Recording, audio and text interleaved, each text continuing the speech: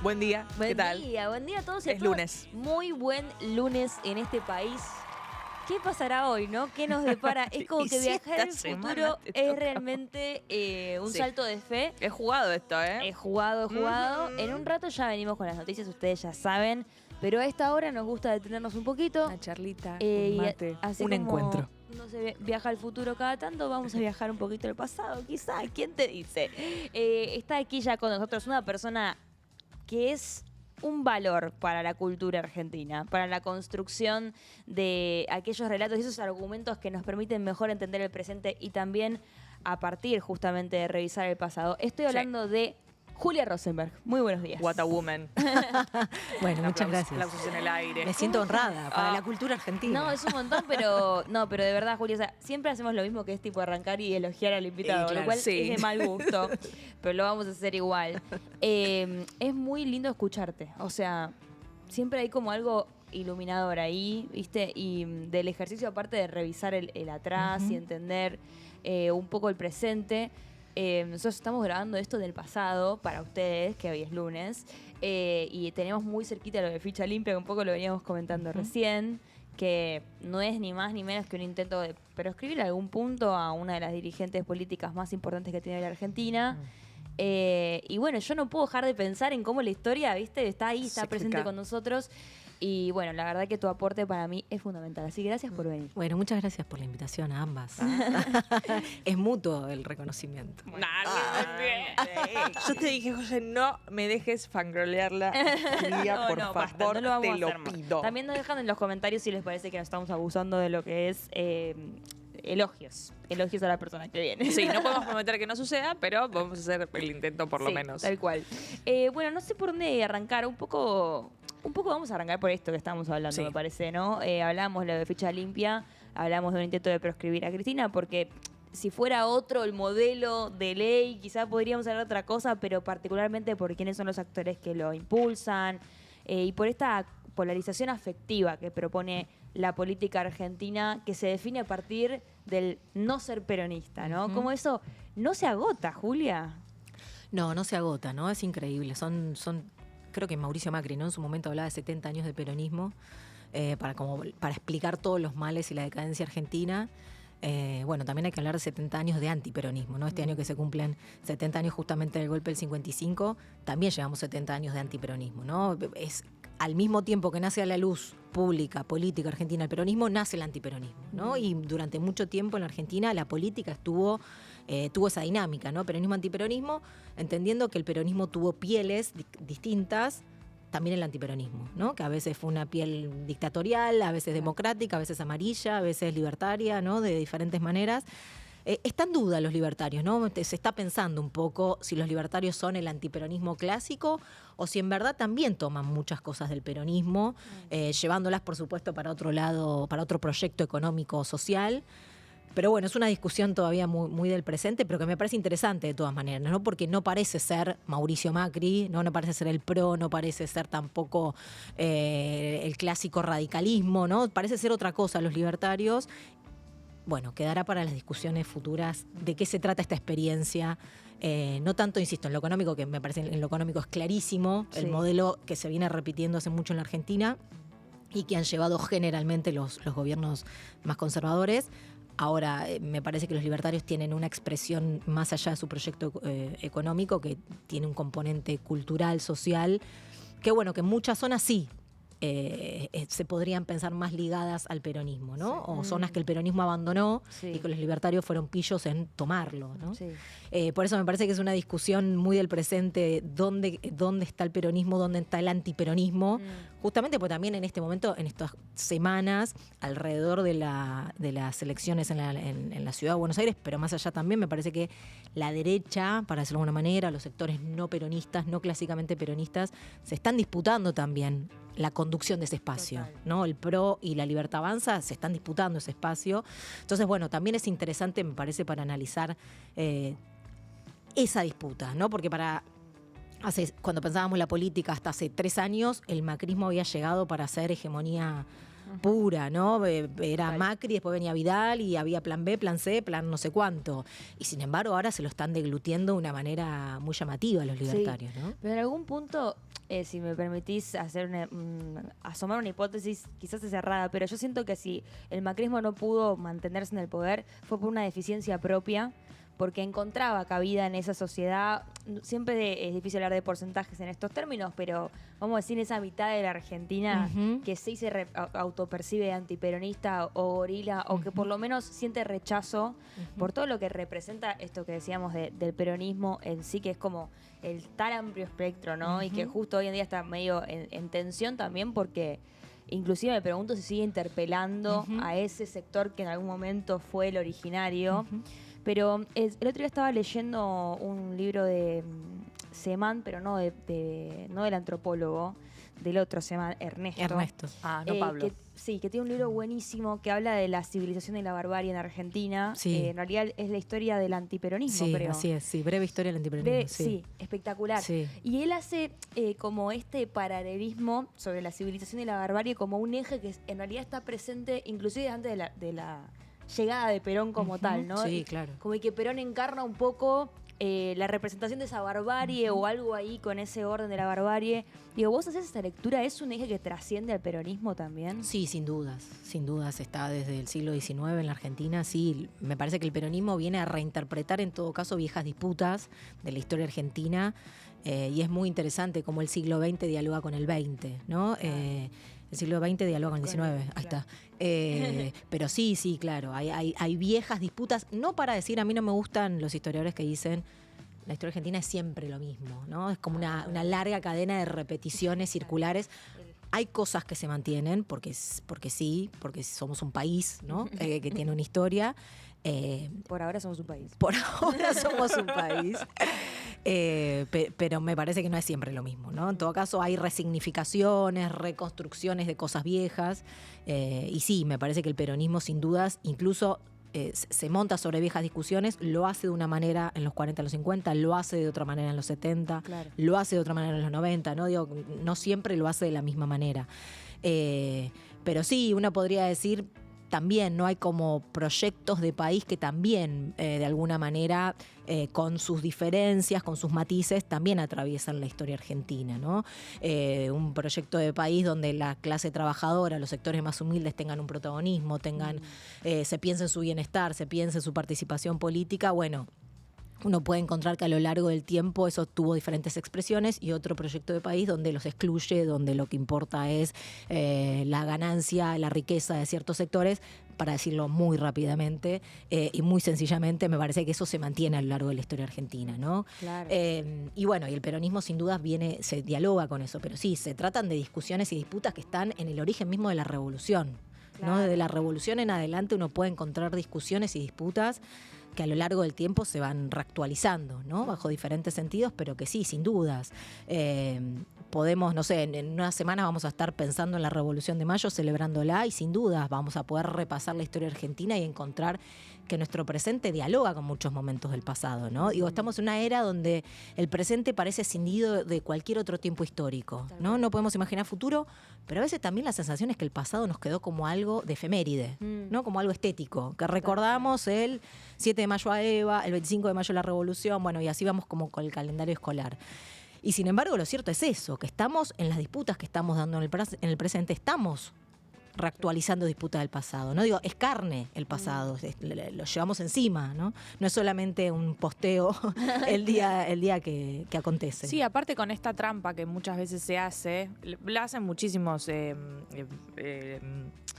partidos políticos, pero esto de ¿es esto o pasado? Bueno, en realidad siempre se lo hace para criticar al kirchnerismo, así que lo voy a decir en esos términos, como eso, kirchnerismo o pasado. Como si las ideas que traen, por ejemplo, no sé, el Bloque Libertario o el PRO, no tuvieran que ver con, bueno, en realidad, de hecho, para Milei, la época dorada de la Argentina era cuando los trabajadores no tenían derechos, no tenían nada, estábamos empobrecidos. Entonces, como, bueno, ¿de qué pasado estamos hablando? Incluso me lo acuerdo a Macri cuando se quejaba del 24 de marzo.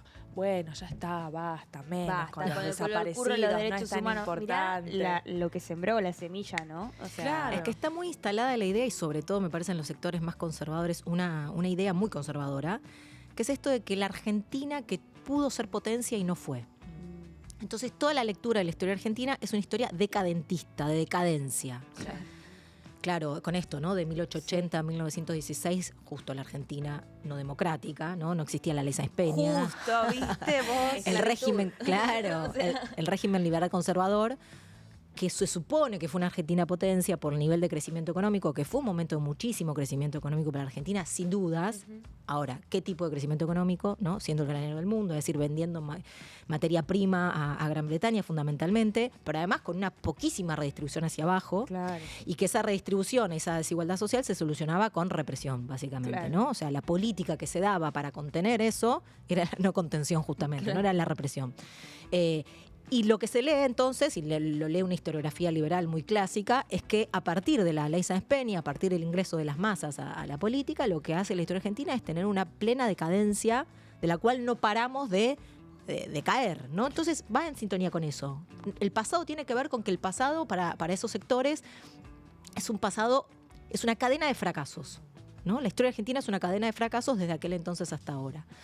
Claro, para ellos el peronismo, para ellos los años de mayor distribución de la riqueza son leídos como un fracaso más, ¿no? Bueno, nos interesa revisar el pasado con otras claves, ¿no? No en una mirada decadentista, sino encontrar en el pasado justamente otras claves explicativas y que además para nuestra fuerza política, para nosotros, para quienes creemos en la justicia social, lejos está ese momento de haber sido un paraíso perdido en nuestro pasado, ¿no? Sino más bien, bueno, muchas cosas para revisar en todo caso, ¿no? Son los momentos del anarquismo como auge político, de mucho asesinato, de mucha, es de las décadas, la década de 1900 a 1910 es de las décadas más represivas de la historia argentina. Claro. Ley de residencia, ¿no? Recordemos, cualquier extranjero, por cualquier motivo, podía ser expulsado del país, ¿no? Porque decisión del presidente. No, es muy fuerte esa década para pensar también qué están pensando los libertarios, qué está pensando la derecha cuando dice volvamos a aquello. Julia, quiero hacer una pregunta. Bueno, esto funciona un poco así, es una charla. La entrevista es medio eso. Vos que sos estudiosa de los procesos políticos, de bueno, cómo se originan, sus ciclos, cuánto duran, cuándo empiezan a decaer. Y bueno, más allá de tus propias convicciones políticas, ¿qué sensación como historiadora te da cuando escuchás frases como el periodismo también se dice, pero el peronismo está muerto, el peronismo se murió, ya no funciona, está vetusto, bla? Porque a mí me da la sensación de que son a veces expresiones un poco simplistas. O Ya bueno, quisieras. y Jackie, Ya quisieras. o que... A veces se escucha de los propios igual también. Claro, como, pero ni siquiera digo como, no digamos eso, no seamos pesimistas, sino como realmente comprender la historia y los procesos, Claro. como de qué momento uno le puede poner como el acta de defunción a un movimiento. A un movimiento, claro, es como el feminismo ha muerto. Bueno, tampoco quiero compararlos, pero se entiende, ¿no? Cuando hablamos de movimientos. Sí, claro. Para mí hay algo innegable, que es que el peronismo está atravesando una crisis, ¿no? ¿En qué sentido? En varios sentidos, pero fundamentalmente me parece que le está costando leer su época, ¿no? Leer el presente.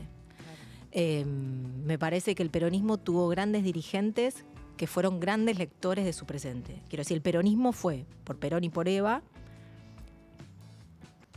por Menem, Ok, bueno. por Néstor y Cristina, Sí. fueron grandes lectores de su época, ¿no? Y leyendo su época intervinieron políticamente. Mejor, peor, nos gusta más, nos Claro. gusta menos la línea, pero sin duda Menem leyó muy bien su época, ¿no? Y sin duda Néstor y Cristina la suya, y sin duda Perón y Eva la suya. Me da la sensación que en este presente está costando hacer un ejercicio.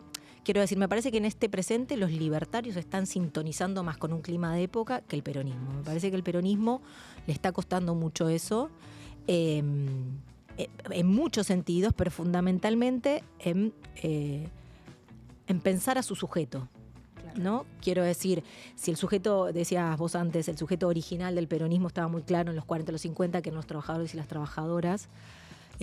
Bueno, 70 años de transformaciones en el mundo laboral, en el mundo productivo, nos han dejado que el mundo laboral hoy ya no es el mismo que aquel entonces. De hecho, muchos y muchas somos trabajadores y no nos reconocemos como tales. Claro. De la identidad. Soy emprendedora. Tengo mi propia Sí, o la empresa. especialización, ¿viste? Total, Soy historiadora, total. soy politóloga, Total. pero no, como el trabajo Ya, no es ordenador. Como si, son discusiones que se están dando, ¿no? Pero como si la clase social ya no fuese un colectivo que da una identidad, ¿no?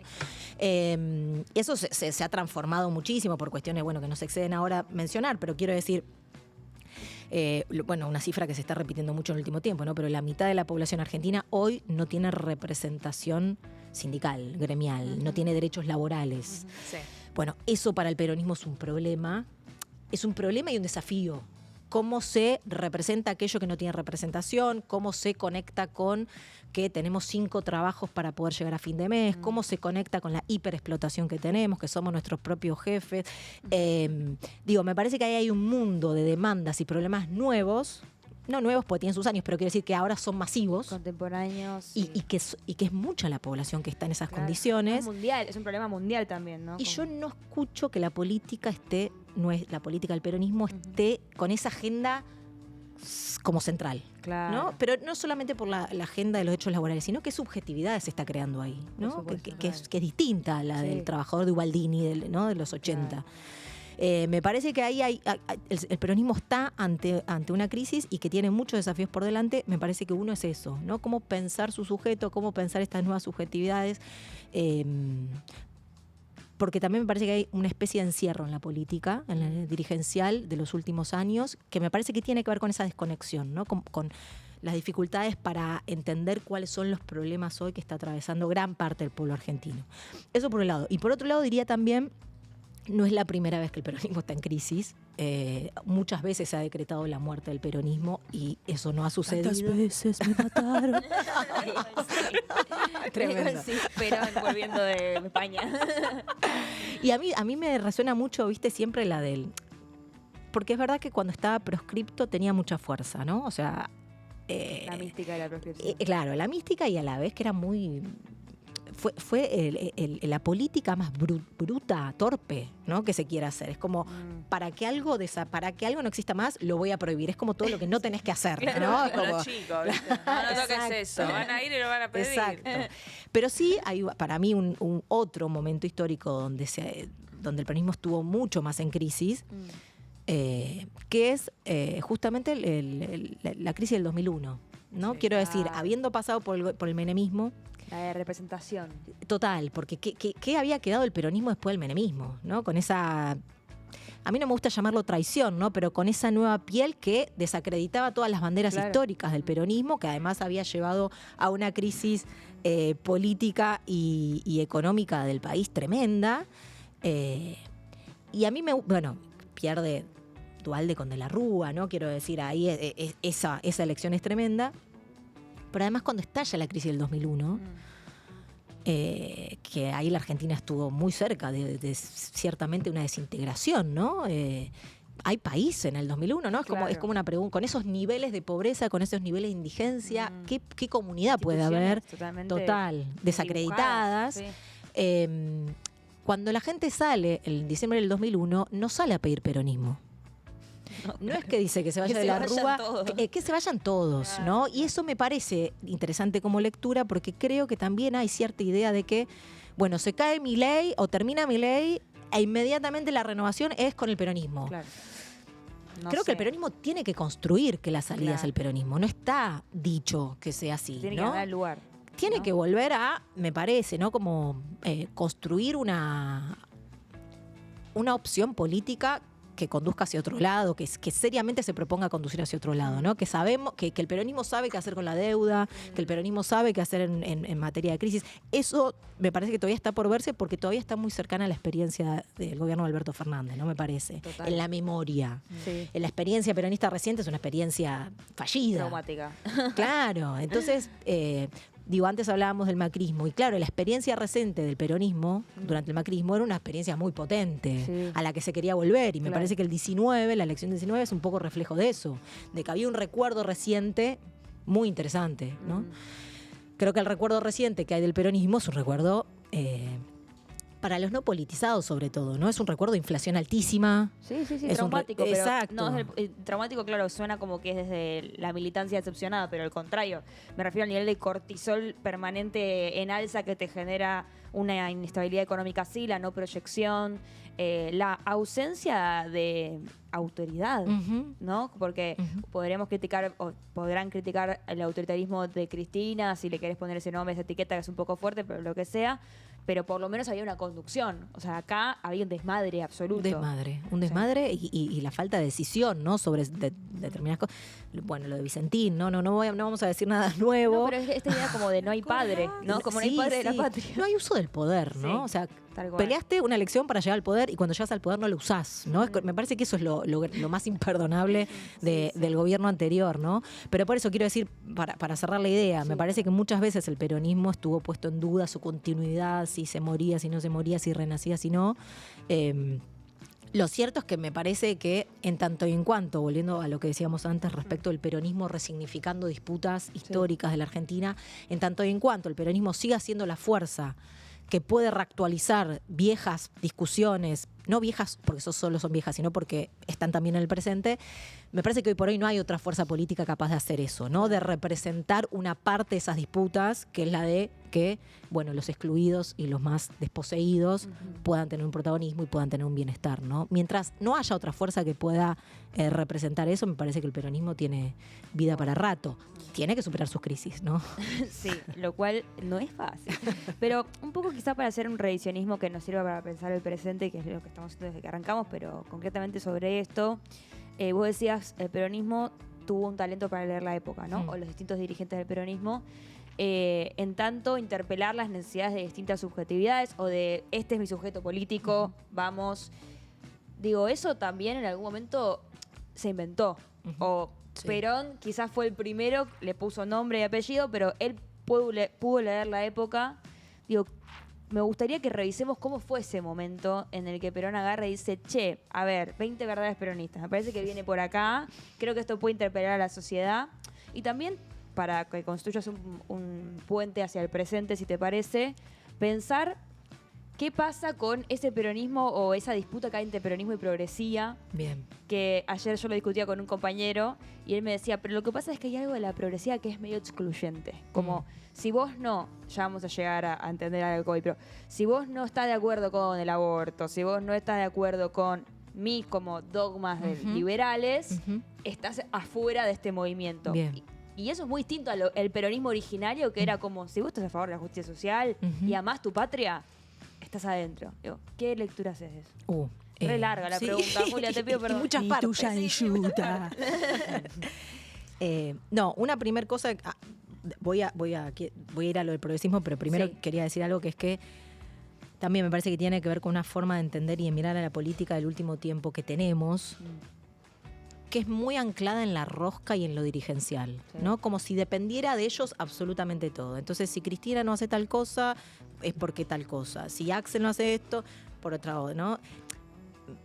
Y yendo al primer peronismo, incluso también al kirchnerismo, Perón, capo, ¿no? O sea, eso está claro. Papá, te amo. Bien, Perón capo, pero... Dame el graf, por favor. Pero quiero decir lo siguiente. Perón fue posible también porque hubo una enorme movilización de trabajadores y trabajadoras que acompañaron y que irrumpieron en la escena pública argentina. Creo que el 17 de octubre de 1945 es quizás la expresión más clara de eso, donde el destino de la Argentina parecía estar marcado por el lado de que el tipo vaya preso, se vaya a vivir al sur con Evita a criar ovejas, y que siguiera la cosa más por otro lado de la Unión Democrática. Y sin embargo, hay quien cambia el destino de ese trayecto trazado, es la movilización de trabajadores y trabajadoras, ¿no? Me parece que la importancia del peronismo y la historia del peronismo también tiene que ver con eso, ¿no? Con que el peronismo es posible porque irrumpe el pueblo como protagonista político, ¿no? Y el peronismo que asume el gobierno a partir de junio del 46 va a ser parte de ese pueblo del gobierno. No es que son funcionarios que, bueno, cada tanto escuchan una demanda, sino que, vos hablabas antes de Ernesto Semán, la tesis de Ernesto Semán, su tesis, habla de cómo dirigentes sindicales formaron parte de la Cancillería, es decir, había delegados obreros en las embajadas de los diferentes países. Claro. Es decir, efectivamente hay un protagonismo obrero en el propio gobierno de Perón, ¿no? Es decir, como si fuese que el pueblo fue protagonista de toda esa experiencia política. De nuevo, conducidos por Perón, por Eva, sin duda, magistralmente. Si no era por esa conducción no sucedía. Ahora bien, si no estaba esa movilización trabajadora, tampoco. Claro. ¿No? Eso me interesa decirlo porque uno podría pensar lo mismo respecto al kirchnerismo y la movilización del 2001. ¿No? Casi como si tuviésemos como hipótesis de la larga historia argentina que estamos tratando de pensar, que efectivamente tiene que haber un componente plebeyo, popular, tal cual, que imponga algo de temor también en los otros sectores, ¿no? Yo creo que tanto el 17 de octubre del 45 como las jornadas de diciembre del 2001 provocaron cierto temor en las clases dominantes que de alguna manera hicieron que después fuera posible la experiencia de gobierno nacional y popular que vinieron, claro. ¿No? Difícilmente me imagino a futuro un gobierno nuevo peronista que vuelva a transformar la Argentina solamente desde la dirigencia, ¿no? Si no pasa por abajo, claro, algo que acompañe, algo que también sea una fuerza que pueda de alguna manera torcer el curso de las cosas, me parece que estamos de nuevo, ¿no? Siendo muy pesados con la dirigencia también, claro, ¿no? Como que le estamos exigiendo demasiado. Y lo cierto es que una dirigencia sin movilización social, porque quiero decir esto, el camino está trazado mundialmente para que las cosas vayan por el lado que están yendo, quiero decir, para una economía capitalista de plataforma, bla, bla, bla. Torcer el curso de eso, desde un gobierno, de un país del culo del mundo, hace falta mucha fuerza. Y la fuerza no va a estar en un dirigente, ¿no? Entonces me parece que la historia del peronismo también nos muestra un poco eso. Con esto que decís de que a veces se le pide mucho a la dirigencia, a mí me gusta escucharte cuando hablas de Evita, que sos una gran estudiosa de ella, que a veces te llevan por el lado de, pero era medio jodida, pero esto, pero bueno, no llegó a servirse, como toda esa cuestión. Leían la historia como claro, las mujeres tipo. Claro, y me gusta que vos primero la pones en contexto de, bueno, para los tiempos de la época, la verdad que rompió bastantes moldes y que Evita como una figura odiada o muy querida, a la que siempre se le está pidiendo un poco más. Y yo no sé si es por el cariño y el odio, sobre todo para el sector que más la quiere y que ve en ella una continuidad en liderazgo, pero siempre se le pide un poco más. Y yo no sé si es eso, porque la gente la quiere, porque fue muy icónica, en el verdadero sentido de la palabra, o porque era mina también. Entonces es como que siempre le faltaba un poquito más. O si era feminista, no era feminista en sus hechos, pero estaba peleada un poco, que ayer lo charlamos justo, que estaba peleada un poco con las que se llamaban feministas. Se paraban la vereda de enfrente. Porque ahí también hay un poco de esa discusión por el progresismo. Es lo que es lo que decís, o bueno, son lo verdaderamente revolucionario de lo que proponés. Claro. Sí, varias cosas para decir. Primero, igual, yo quiero decir que para mí está bien exigirle mucho a la dirigencia, claro, ¿no? Porque por algo son dirigentes. Pero quiero decir que a veces, me parece que en el último tiempo estamos mirando la política únicamente, como si el único eje que importara es la dirigencia. Claro. Y me parece que en una historia como la historia argentina, de nuevo, de largo plazo que estamos intentando pensar, estamos en un país donde en 1806 y 1807 se echó a los ingleses. El pueblo, ¿no? Quiero decir, la movilización es muy temprana, y es muy protagónica de la política, ¿no? Es casi como parimos nuestra nación, nuestro proyecto nacional con movilización popular, ¿no? Entonces, pensar la política argentina solo desde lo que hace un dirigente o deja de ser un dirigente me parece que es injusto para con la propia historia, ¿no? Y me parece que además también nos coloca en otro lugar, ¿no? Quiero decir, si estamos esperando todo el tiempo que el dirigente... Exacto, pasivo, totalmente. Y me parece que, bueno, tiene que volver la pregunta también hacia abajo, ¿no? ¿Qué hacemos nosotros para? No solamente qué hacen tal o cual, sino qué hacemos desde las bases para... esto. Yendo a lo del progresismo para no escapar el bulto,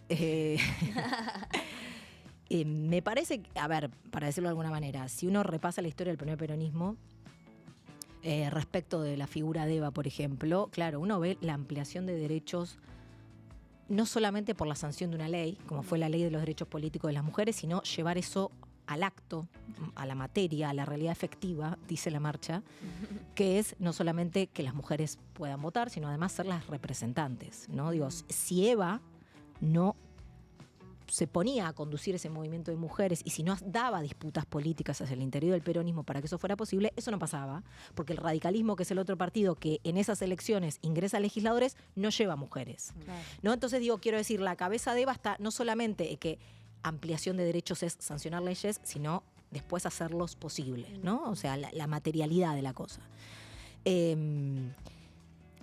Y Eva no se decía progresista, ¿no? Quiero decir, hay algo del peronismo donde, si se quiere, las banderas del progresismo entendidas en estos términos. Sí. Lo mismo Cristina con la ley de identidad de género, la ley de matrimonio igualitario Néstor, ¿no? Quiero decir, digo Néstor porque él fue el que la... Sí.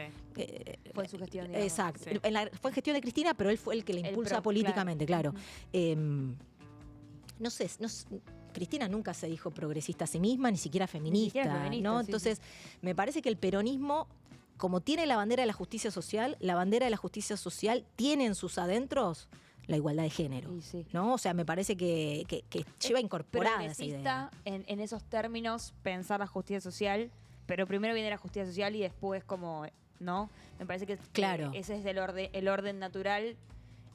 Y hay una cosa ahí de que me parece importante para mí para entender lo que pasó después de Alberto sancionando la ley de la X. Y El DNI no binario. El DNI no binario, gracias. Sí, sí. Y ahí vos decís, claro, la diferencia entre pensar porque claramente decir matrimonio igualitario, bueno, es una política para minorías Sí. en algún punto. Sí. Pero hay un objetivo que tiene que ver con que esa minoría tenga la misma igualdad de condiciones. Claro, con que igualar. Claro. Me parece que hay una diferencia entre cómo se piensa, ¿no? Es algo que está pensado Total. para inclusive como ampliar Ujú. hacia la mayoría que algo que está pensado específicamente para contentar una minoría, ¿no? Y a la vez yo diría dos cosas, ¿no?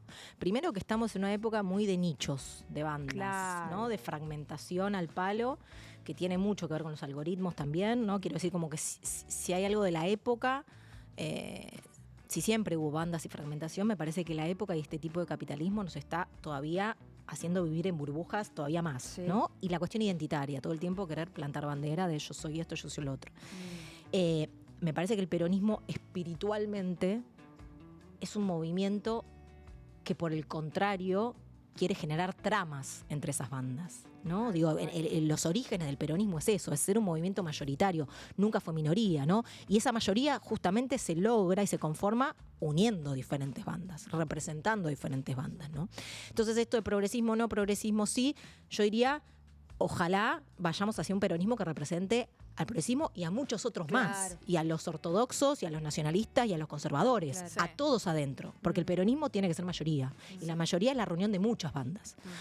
Eso por un lado. Por otro lado, me parece que, como decías vos, José, me parece que lo que pasó también con el progresismo es que en el gobierno anterior, insisto con esto, en nombre de la justicia social se aumentó la pobreza y en nombre del feminismo se cagaba a palos a la mujer. Claro. Eso no puede pasar. Es muy contradictorio. Eso no puede pasar, porque aparte es eso, haces el fin del patriarcado, te embanderás detrás de eso y a la vez estás ampliando a la gente. Claro. Si realmente lo que te mueve políticamente es la justicia social, bueno, me parece que flaco favor se le hizo a la cuestión de género durante el gobierno anterior, Claro. ¿no? Queriendo defenderla, se la enchastró, se la manoseó, porque, de nuevo, no se ponía esto como bandera progresista de políticamente correcto como pantalla, mientras por el fondo la política concreta y real era muy otra. Me parece que eso generó una desautorización de la palabra política del peronismo y también del progresismo muy grande, porque de nuevo, mientras decís una cosa, haces otra cosa. Recomponer esa confianza en la palabra del progresismo, del peronismo, de mucho de lo que se quiso representar en ese momento, lleva su tiempo. Claro. Quiero llevarte a otro tema, Bien. porque vos sos Uy. historiadora. Y yo me preparé toda la semana para escuchar esta opinión. A ver. ¿Viste El Eternauta? Sí, la vi. No, bueno, la cara que puso. No, cara de Ernesto no. Puso cara de Ernesto Miren que a Ernesto no le gustó y lo rebardearon. ¿Qué? Pará, sensaciones. ¿Gustó, No, me gustó, la vi muy frenéticamente Sí. porque me pareció muy muy interesante, ¿no? A mí El Eternauta va a todo lo que hizo Oesterheld, siempre me gustó muchísimo, la leí Sí. muy piba. Yo empecé a militar muy chiquita, y entonces era como lectura, viste, que te devorabas.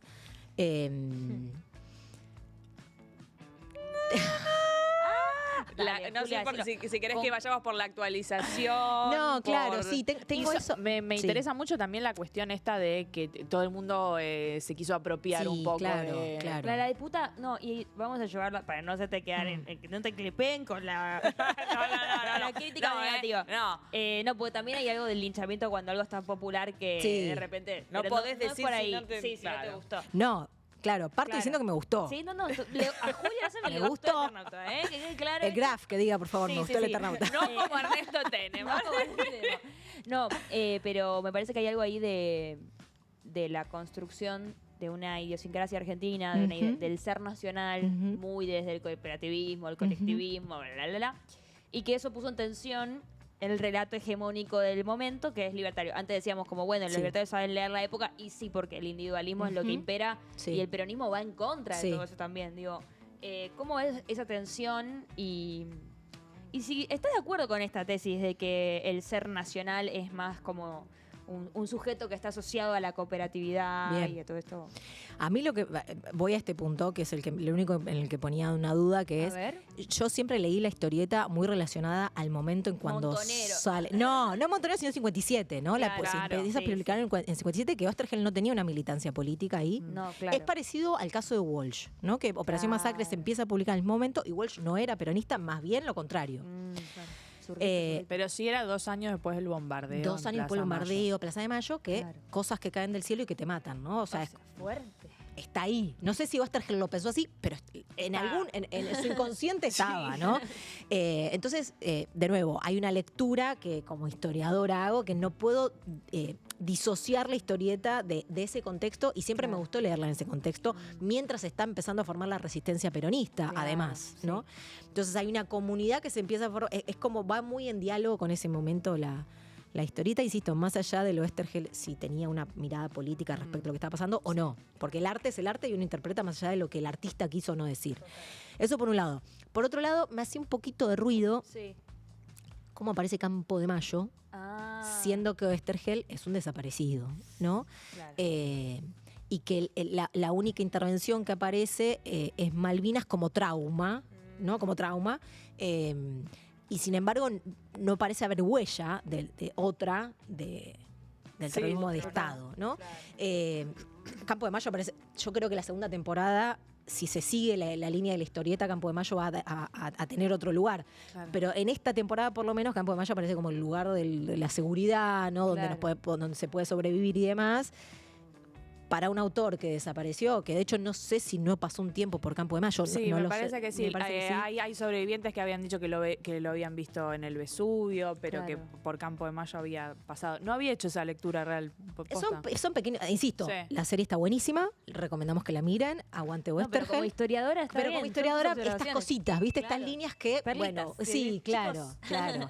Y que no son menores, ¿no? Porque, claro, a uno le parecería imposible que un libertario se pueda apropiar de esta serie, siendo que ellos tienen una narrativa sobre el terrorismo de Estado, sobre lo que ha Sí. pasado con los desaparecidos, Sobre muy el distinta. colonialismo. Exacto, O sea, exacto. Bueno, digo, ahí habría que ver si... Bueno, cómo se piensa la figura de Oesterheld, ¿no? Claro. Sin dudas, igual me parece interesantísimo que se la ponga en la boca de todos nosotros, que todos nosotros estemos hablando de Oesterheld, porque volvió a estar muy fuerte esta idea de que hay 2 nietos de Oesterheld que están viendo la serie Sí. y que no saben que son nietos apropiados. Entonces, bueno, que de pronto vuelva a estar en boca de todos, esto me parece que está buenísimo. Yo no haría demasiadas lecturas políticas respecto de cómo se vio esta serie en este sentido. 1985, la película, Sí. ¿se acuerdan? Que fue un boom. Sí. Y que todos decíamos, querían. Sí. todo esto sirve para discutir con Viva los la negacionistas. democracia. Oscar. Bueno, A los ay. 3 meses gana las elecciones alguien que, ¿no? Claro. Bueno, quiero decir, no extrapolaría el éxito. Porque está de rara la cosa. Está rara la cosa. Porque por ahí la gente, de hecho yo hace poco traje de un estudio que hicieron los compañeros de Alaska, la consultora, y sobre batalla cultural. hay un consenso todavía social sobre las políticas de memoria y justicia. E igual la gente vota a Milei. Claro, o sea, a eso voy. claro, Como no claro. es tan lineal, me parece, como lo era en otro momento, Y ¿no? mucha gente lo habrá votado a Milei también por la cuestión inflacionaria, por una promesa Sí. de la dolarización, ¿no? Otros temas. Entonces, por eso digo, yo lo que trato de poner ciertos reparos es en lecturas políticas que se dan muy de mambo de esto es una discusión con los libertarios. No sé. No Claro. sé, no, es una serie que se Claro. puede mirar sin ningún tipo de lectura política y me parece que también está bueno que así sea, ¿no? Es ciencia ficción. Claro. Es una historieta de ciencia ficción. Por supuesto, quienes nos dedicamos a esto, y además quien la escribe es un historietista desaparecido, con lo Claro. cual tiene una connotación política ineludible. Ahora, es cierto que Absolutamente. por cómo consumimos hoy las cosas, las maratoneadas de Netflix, y además está Netflix en el medio, Sí. sin dudas puede tener una lectura no política, un visionado no político, eso quiero decir. A mí me gusta cuando vos decís, cuando salió Santa Evita, la de Nati Oreiro, pero basada en la novela de Sí, que- Eloy Eloy Martínez. No la vi. Ah. No, a mí me No la generó escuches a Julia, una pero- cosa medio, sí, pero ni siquiera, aunque no la quieras Evita, es como Claro. una mujer. Es la de la novela, perdón. la de que la vas a novela, decir, sí, la de los Sí, cinco la novela la leí, cuerpos. pero no vi la película. Y me gustaba en relación a esto que me decías, que no nos narre Disney, que no nos narre Netflix, Claro. porque bueno, hay unas cosas, Bueno. unas lógicas de mercado que se meten ahí. Bueno, es una ficción, aguante la ficción, pero no es la historia. Igual me interesa eso como para también cerrar, que tiene que ver con la construcción de las narrativas, ¿no? ¿Qué pasa con la construcción de la narrativa de pueblo que hace este gobierno? Un poco es donde empezó la nota, lo que te estoy preguntando, pero digo, ¿qué construcción de la narrativa de pueblo crees que tiene que recuperar el peronismo, no? Qué preguntas tranquilas vinieron. Sí. ¿no? Se nota que venimos como estudiando para ese encuentro. Claro, aparte decimos, Julia es obvio que va a poder responder todo esto. Tipo, Julia, bueno. o sea. Tenemos 3 horas más. A ver, sí, me parece que este gobierno tiene una narrativa de gente de bien, ¿no? Cuando habla no sé si hay tanta alusión al pueblo, ¿no? Claro. Me parece que es más gente de bien y que por supuesto dentro de su espectro ideológico son los individuos, ¿no? Es una sumatoria de individuos un pueblo. Y lo que hay que hacer es respetar la voluntad individual ante todo. Es como medio un liberalismo clásico en ese sentido, ¿no? Me parece que, de nuevo, hay algo que estaría bueno. Es una pregunta cuándo se conforma un pueblo, ¿no? Yo creo que no siempre hay pueblo. Claro. No siempre hay pueblo, Tal ¿no? cual.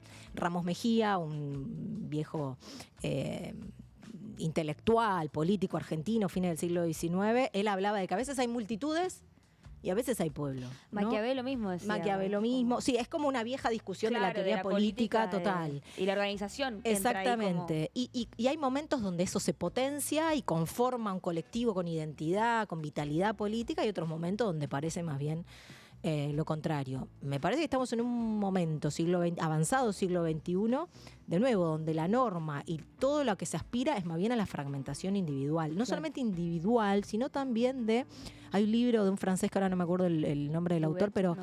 que el título se llama La era de las pasiones tristes. Sí. Bueno. Uf, me encantó ese Bueno, libro. esta idea, claro, de que efectivamente ya no hay más, como decíamos antes, una clase que es explotada y entonces tira la bronca contra el patrón, Claro. sino que ahora los odios y los enojos y las broncas son entre sectores, Claro. ¿no? Nosotros que somos monotributistas odiamos a los que tienen trabajo, consideramos que son privilegiados, quienes tienen derechos laborales, y después están los planeros y después están los pobres, ¿no? Todo ese combo de odiarnos entre los los que estamos más abajo, me parece que es un signo de la época. Sí. Me parece que el gran desafío es volver a reunir. De nuevo lo que decíamos antes, ¿no? En lugar de bandas y fragmentaciones por todos lados, el gran desafío es volver a generar una trama de todo eso. ¿Cómo se hace? Ni idea, chicas. Por eso estoy acá. Perfecto, no, está bien. Me Por eso gusta decíamos lo que- Perón Capo, ¿no? Perón Capo. Claro, Perón Capo. Y todo Pero circular al final. Evita Ok. Evita corazón. Evita, Evita corazón. Evita, Perón, capo. Muchas gracias, Julia, de verdad. Muchas Yo me gracias a quedaría ustedes. hablando 45 Sí, la verdad que sí, me hice un Era poco pis. Duet, el de Era las Duet, cosas tristes. bien, buenísimo. Muy buen libro, lo recomendamos. ¿Tenés alguna recomendación? Lo último que estuviste viendo y que te haya como sacudido el cerebro. Yo leo cosas viejas, ¿viste? Generalmente. Me encanta. Estoy leyendo un libro sobre San Martín. Ah, Bueno, lindo. es por ahí. Otro capo, chicas. Otro capo. Otro San Martín Padre de la patria. ¿Cuál? ¿Quién? Capo TKM. José Luis Busaniche se llama un gran historiador del siglo Sí, XIX, que es esa escritura.